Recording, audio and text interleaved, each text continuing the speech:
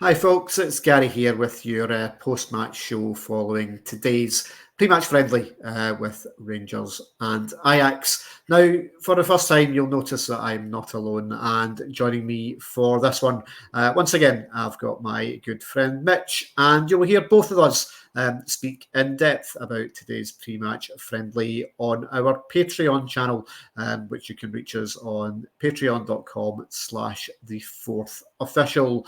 Now, Mitch, obviously today being the first match of pre-season for Philippe Clement's side, and I think it's fair to say that there's some good points that we'll look back on, and some things that certainly could have been a lot better, especially if you look at the two goals that were conceded. But as always for pre-season games, you look at it and go, the main objective is minutes in the legs after what's been a tricky and hard-going week of training out in the Netherlands.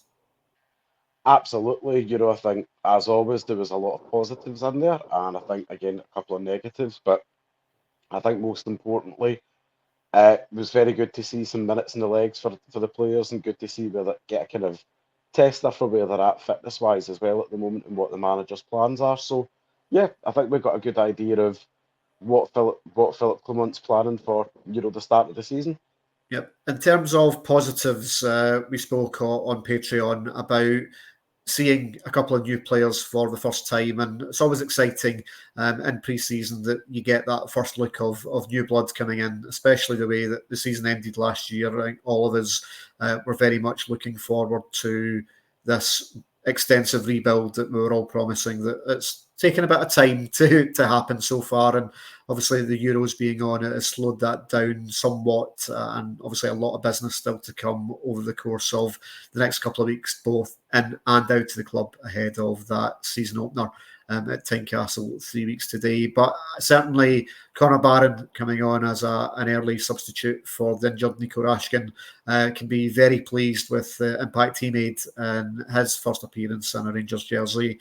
And also we got our first look at the Brazilian fullback Jefte, who had a good 60-minute run out. And I think both of them showing signs that they're going to be good additions going into the new season.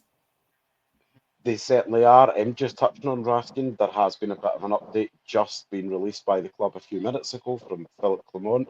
It looks like it's just a twisted ankle, but we'll not know the extent of it until over the course of the next few days. So that gives us a bit of a slight air of optimism around the injury, as opposed to an ankle break or ligaments or anything. So that's always positive. And I certainly think Connor Barron was a busy boy when he came on.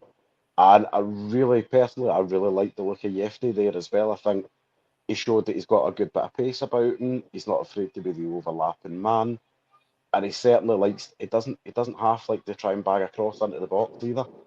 Yeah, it's not quite the apples and oranges that we had last season with when Ridvan Yilmaz wasn't playing and Borna Barisic is there, for example, at left back. It's a very different style of fullback. I think both Jefte and Ridvan Yilmaz certainly look to get involved a lot more. I think Jefte's maybe a bit more likely to stick to the chalk, let's say, and stay on the touchline, whereas we know Ridvan likes to cut inside a little bit and get involved in the midfield.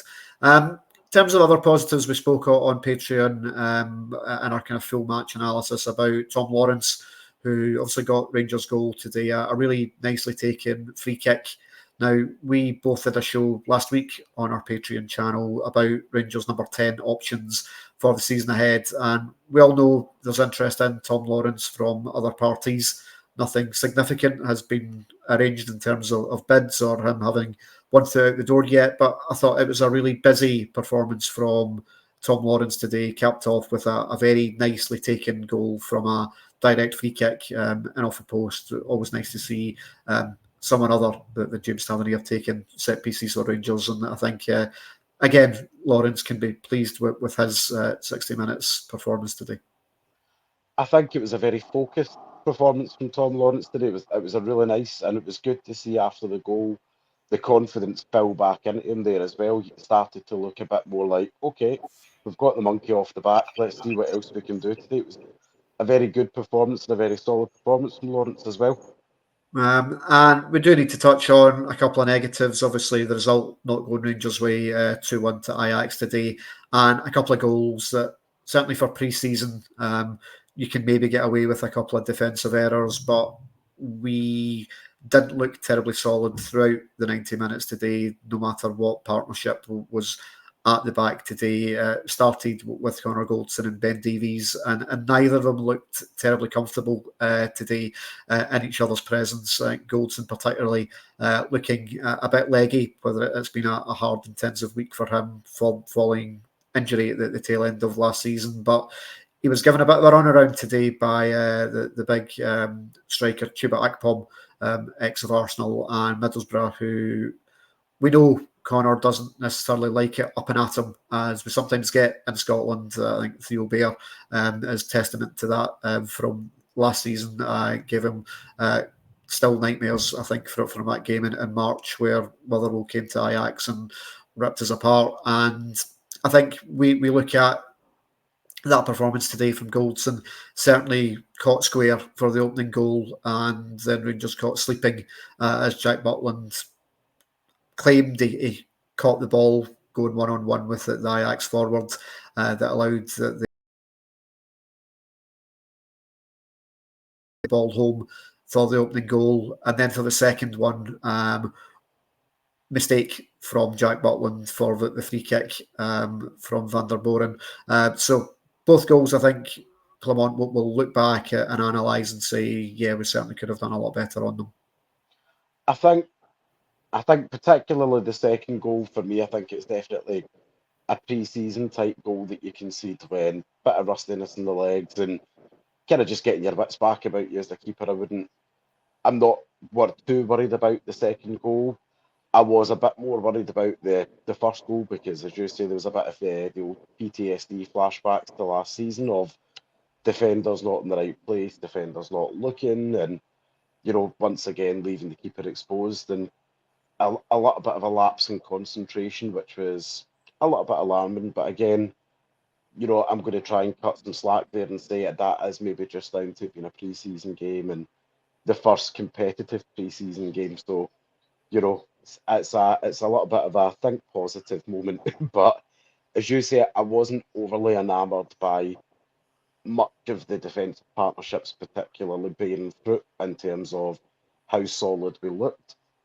For me at this particular stage, I do think John Suter and I do think that Leon Balogun looked like the more solid partnership, which was probably but that was also probably down to the fact that they got a good run of games together at the back end of last season.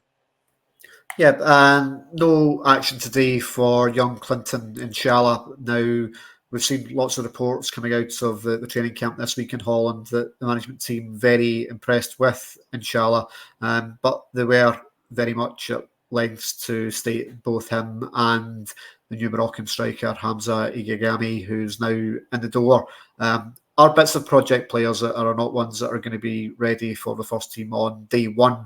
I think we're all hoping for new blood to come in because of the way the season ended last year. But I think it's obviously important to use that P word that, as a Rangers support, that we're not always that great at using. But I think patience is certainly required.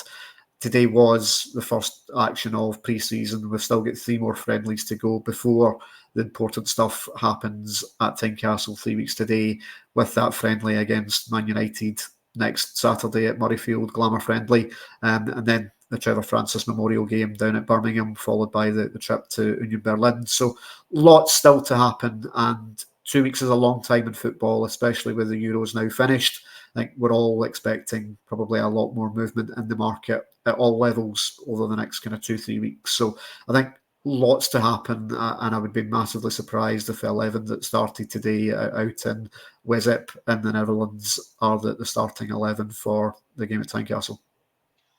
I would probably say you're right there. I would expect over the next 7 to 10 days now, probably a few more ins and a few more outs at the club. But I think the fan perception that most of us have got that we need to sell before we can buy, I don't necessarily buy too much credence into that. I think more we have to be realistic in terms of the current squad size that we've got. Right now, we've got 29 first-team players on the books at the moment.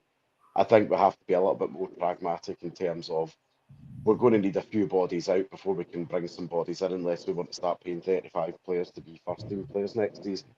Yeah, no. And I don't think that's necessarily an indication of, oh dear, there's not an awful lot of money to spend. I think that's more of an indication of, let's be a bit more sensible here. We're trying to cut a wage bill, and we've currently got 29 players still on the books. Yeah. Now, over the course of the next fortnight here on Fourth Official on YouTube, I'm taking a small leave of absence to go a family holiday. So my good friend Mitch will be stepping up and providing the content here on the channel for you. So as and when anything breaks, we will be here still covering it all for you over the course of the next fortnight. So transfers, in, out, anything that happens in the club, anything more regarding the situation regarding Hampden, with Ibrox redevelopment, anything else that happens with the club over the next fortnight, Mitch will be your man to bring you the news on the Blue Nose Bulletins. That will pretty much do us for this video here on YouTube. As always, a big thank you to everyone for watching, for taking part, for leaving comments, for hitting that subscribe button. And if you haven't yet done so, please make sure that you do, so that you do not miss anything here on the channel. I'll speak to you next time. Goodbye.